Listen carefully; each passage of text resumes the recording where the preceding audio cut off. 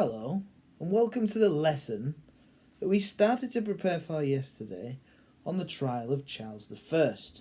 And this video is for any of you that are going to be the lawyers that say Charles deserved to be found guilty and therefore punished. Guilty is that he did it.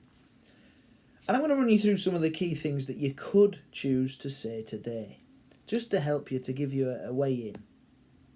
Firstly, you've got to look at the causes of the Civil War, because one of the things that Charles was deemed responsible for was all of the many deaths during the Civil War.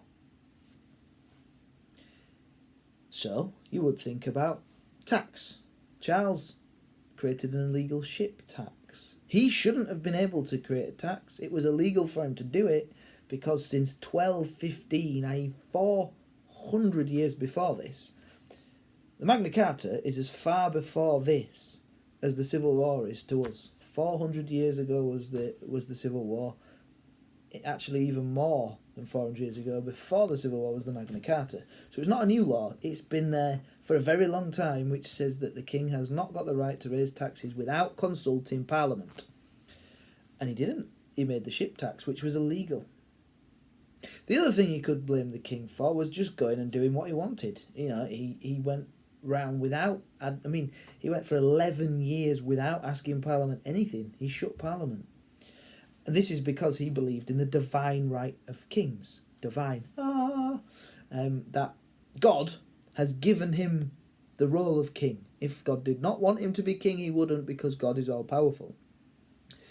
Now this makes Charles cause the First World War because he abuses his power by doing whatever he likes without consulting Parliament. You could also blame Charles for costing the kingdom vast sums of money. You know that going to war is the most expensive thing you can do. And the Civil War cost an absolute fortune for this country. But he also fought a war with Spain, which he lost, which was a catastrophe. And he also fought a war with Scotland, which he started by forcing the Scots to accept his prayer book. Now, he didn't lose against the Scots, he kicked them back out, but it was an expensive war.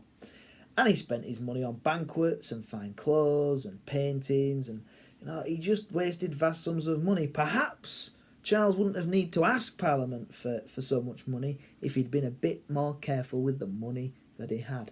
And of course, there's the religion issue. The country is Protestant.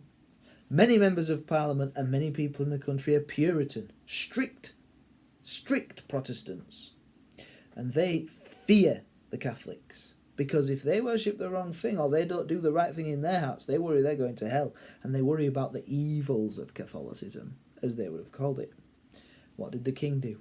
The king, who is supposed to be the head of the Church of England, the head of the Protestant Church of England, he only went and married a Catholic.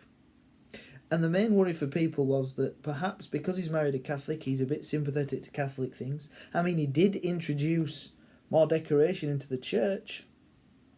And also, maybe the children of Charles and his wife, Catholic wife, Henrietta Maria, might be brought up as Catholic. And they're going to be the next kings of England. So, there you have it. The case against Charles. I hope you found that useful.